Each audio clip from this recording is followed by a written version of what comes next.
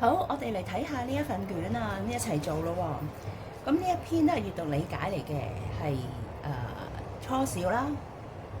啦，做閱讀理解咧，最好就係睇咗啲題目先，睇一睇究竟佢問你啲乜，咁然之後先睇啲文字，咁揾答案嘅時候咧就會容易好多啦。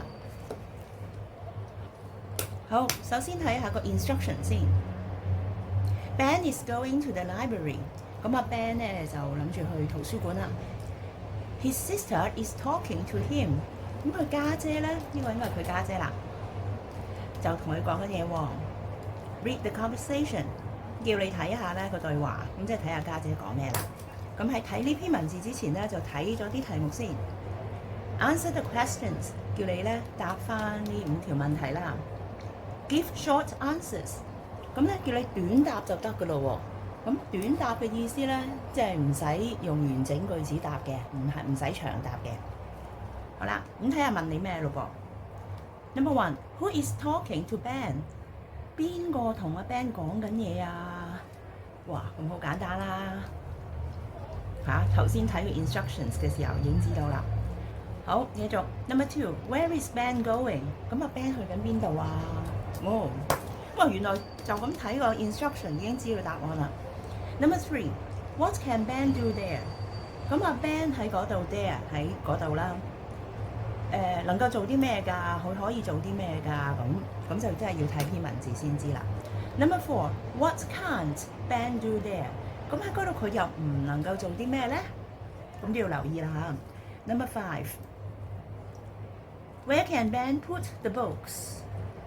咁阿 Ben 咧可以將啲書擺喺邊一度咧 ？Where 哪裏喺邊度咧？好，咁大概知道問啲咩啦。咁啊睇個文字咯噃。Ben，you can read books in the library。咁咧阿 Ben 嘅家姐啊，點解知道佢係家姐？呢度話噶嘛 ，his sister。但係你咧可以喺圖書館睇書嘅。Keep quiet when you read。咁咧，當你睇書嘅時候 ，when 即係當啦。當你睇書嘅時候咧，你要 keep quiet， 要安靜。Do not run in the library。咁喺圖書館入邊咧，就唔好跑。Do not 不要，唔好跑 run。Put the books back on the shelf after reading。After 即係之後 ，after reading 即係睇完書之後咧 ，put the books back。將啲書咧放翻去原位，咁邊度原位啦 ？On the shelf 就係個書架上高。Oh， you can't eat or drink。仲有咧，你唔能夠食嘢同埋飲嘢㗎。You can't 即係不能。Don't bring your water bottle with you。Don't 即係不要啦，唔好啦。Don't 咧係 do not 嘅 short form 嚟嘅，咁咧即係不要啦。Bring your water bottle with you。 Water bottle 即係水樽，就唔好帶埋你個水樽去啦咁樣，因為咧圖書館嗰度唔準食嘢同飲嘢㗎。咁好啦，咁我講啲題外話先。咁其實喺現實生活咧，圖書館咧係譬如你口渴飲一啖水，飲啖清水，咁即刻收翻埋係冇問題嘅。咁咧，佢圖書館唔準飲食啦，其實即係唔準你開大餐啊，喺度食大餐啊，整污糟啲地方啊咁樣嘅。好啦，咁睇翻點樣答咯噃。Give short answers， 記得啦，唔好咧諗住長答就會高分啲啊嚇，因為你冇按佢嘅指示答，所以咧你長答係會扣分㗎。咁可能有啲老師好唔扣你分，但係其實你係應該係用短答嘅。好啦。咁短答咧，即係用最簡單嘅答案答咗條問題就得㗎啦。咁亦都唔需要長答嘥時間啦啊！好 ，Number 1， Who is talking to Ben？ 邊個同阿 Ben 講嘢啊？咁其實呢個已經講咗啦。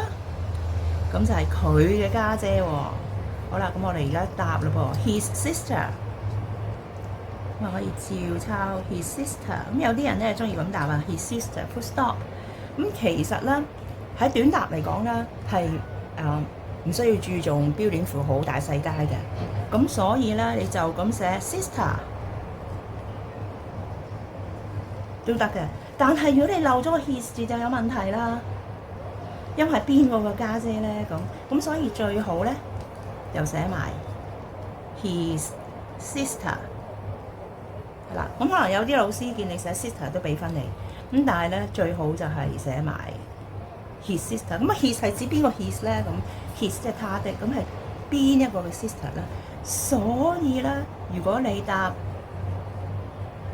Ben's sister， 咁咧就更加清晰啦。咁亦都係有分嘅。咁其實呢4個答案咧都 OK 啦。His sister 或者冇標點符號嘅 his sister， 或者就咁 sister 家姐，或者 Ben's sister 都啱嘅。其實係好多答案，但係要道理解。咁你只要言之成理啦，老師會俾分你嘅，即係合理嚇，你寫得合理。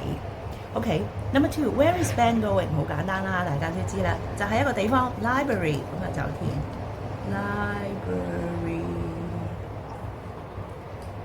好，咁有啲同學好中意咁樣啊，大家係 library， full stop 都冇問題。OK，full stop 啊 ，full stop。Number 3 What can Ben do there？ 咁啊 Ben 喺嗰度即係圖書館可以做咩咧？咁第一句已經講咗㗎咯喎 ，You can read books in the library， 就係睇書啦。What can Ben do？ 咁咧 read books 啦 ，read books 或者 read books。OK，Number 4 What can't Ben do there？咁啊 Ben 唔能夠喺嗰度，即係圖書館嗰度做咩咧？佢俾咗提示你喎，有3樣嘢喎。咁你見到啦，佢係冇 full stop 你嘅，即係話其實你就咁寫3樣嘢就得㗎啦，唔需要完整句子啦，亦都唔需要理標點符號啦。好，咁就係頭先間低咗啦，唔可以跑步啦，唔可以 you can't eat， 唔可以食嘢啦 ，or drink。唔可以飲水，就係呢3樣嘢啦。Run, eat, drink。OK， 咁就搞掂啦。好 ，Where can Ben put the books？ 咁啊 Ben 咧啲書放喺邊啊？呢個意思即係佢睇完啲書啊。咁因為個 hint 啊有個字啊，就係個 put 字。咁呢度咧，你都見到有個 put 字，咁就係指呢一句啦。咁佢可以將啲書擺喺邊啊 ？Where 喺邊度啊 ？Where 喺邊度啊？咁就係 on the shelf， 就喺呢度啦。咁睇完啲書唔借嘅就擺翻上書架，咁就寫 on the shelf。咁有啲同學咧中意寫 on the shelf， 寫個咁樣嘅，咁都可以接受嘅。好啦，但係其實你就咁寫 on the shelf 已經 OK 㗎啦。好啦，做完啦喎 ，very good，goodbye class。